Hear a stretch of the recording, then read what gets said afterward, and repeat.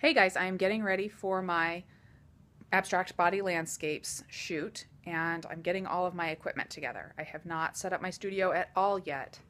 I'm really just getting started. I've just barely put some curls in my hair and put on a little bit of makeup. Really, the makeup is because I'm going to be shooting video later, and because I don't even think my face is going to be in any of these shots, or at least not most of my face. So I mean, they're not like standard portraits at all. So I might not even need, to be wearing makeup. But I don't know. I do have one shot in my head, maybe. Anyway, here's what I'm going to use. I've got my Nikon D800 and the 85mm f1.8 lens. One of my favorite setups in the studio, especially for self-portraiture, because I just feel like it's one less thing that I'm even considering is the zoom. Like, I'm just going to work with this focal length. That's it. So I've got that. And then additionally, I'm going to use my speed lights, I believe, for lighting.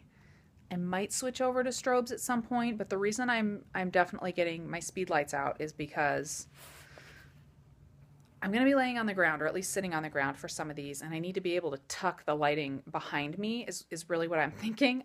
I'm definitely going to be experimenting, which you'll see in a minute, but I'm going to need to be able to tuck these things behind me to get the lighting that I want. So I'm going to bring these downstairs. I'm definitely going to optically trigger the speed lights or the strobes from my camera, probably with my third speed light, possibly with the pop-up. I don't know. Depends on how many lights I want in the studio. It's really all going to depend on what I end up with when I get down there. I will be experimenting as well with my friend, Veronica. I have to take her body off and possibly even her arms. Poor thing. A poor girl. Definitely take her wig off and her clothes. Anyway, I'm just going to take her torso down there and lay her on the ground and see what I can come up with before I hop in to the studio. I'm definitely going to be in the buff for these photos because I don't want anything breaking up the lines of my body, of these body landscapes. So I don't want, a bra strap showing, because that a vertical line is going to break up a nice curve of my shoulder. Oh, and my inspirations that I have for this shoot, because I do have a couple of shots in my head that I want to do. One of my inspirations is from a shoot that I've done all before. It was my original body landscapes shoot. I want to make these, though, more abstract, more low-key, more selective lighting. Another inspiration I have is another shoot that I did, the one that I did with my hairdresser, where I was focusing in on his tattoos, taking portraits of his tattoos. Now, that one, it'll kind of be a combination of body landscapes and that tattoo portraiture, because I really want to zone in on parts of me like I did in the tattoo photos, but I want it to be more abstract. So, and then my third inspiration is something, completely outside of me, is one of my favorite photographers is Clive Booth. If you haven't seen his work, go to his website, check it out. I love his work. I love going to his site and just looking at what he does, because it's really interesting. It really fits in with my style and what I really like to do. You guys don't always see a lot of it because it's kind of maybe abstract a little bit. It's definitely a little more edgy. So little tip about old Snap Chick is that she likes it actually a little more edgy, even though I don't show it to you guys a lot because, one, you guys would get bored, but two, because that isn't the style of a lot of my viewers. So I might show you a little more of that side, though, in the coming months. I do also have Raymond coming in a little later today to help me out with some other things. So there's the possibility that I will have him help me out. I'm headed down into the studio. I will set up the video camera, and you guys can see me setting everything up and getting Veronica in there.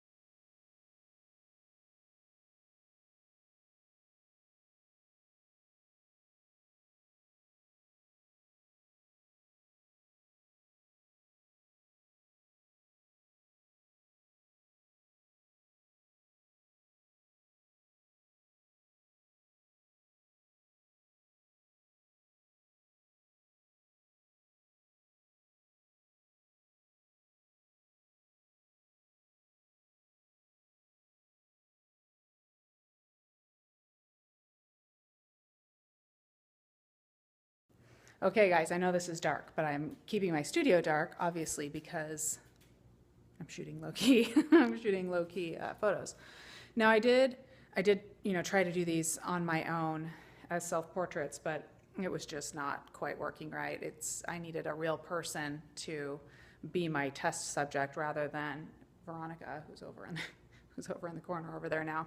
So I did wait for Raymond to get here. He is here now. He's been shooting me for, I don't know, 20 minutes or so now. And we've been using, I don't know where I came up, you can't see that at all. I don't know where I came up with this idea. I gotta get some light for you guys. Hold on. Hold on. One-handed cord unraveling. That's what we're doing. Okay. So what we're doing is, what we've been doing is using a speed light with a reflector on it. Hold on. Oh my word, nothing's working right now. A speed light with not a reflector, but with the diffuser on it. And then we've got this down at low power. It's at a half power. And then I don't know where I got this idea. I don't know where I come up with these things. But this is an IKEA table. It's like a little tiny $5 table that is dark colored. And it kind of has a little bit of a sheen to it. And I'm getting hot. And I was thinking that the light from the speed light would bounce off of it, but still be low key, because with my white reflectors, I was afraid I was going to get too much light. So I don't know, I tried this and it seemed to kind of work. So, but I want to try what I tried with Jay, my hairdresser. I want to use my Morning Glory continuous light right here. And I've got it all set up as a regular softbox right now, but I'm going to take the cover off of it, the shower cap, and get it down into the snoot position, and we're going to try that for a little bit and see how that goes with some poses. So anyway, I have to go rustle up Raymond. I don't know where he went while I was getting the light and stuff. Talk to you guys later. Okay, so we just finished shooting.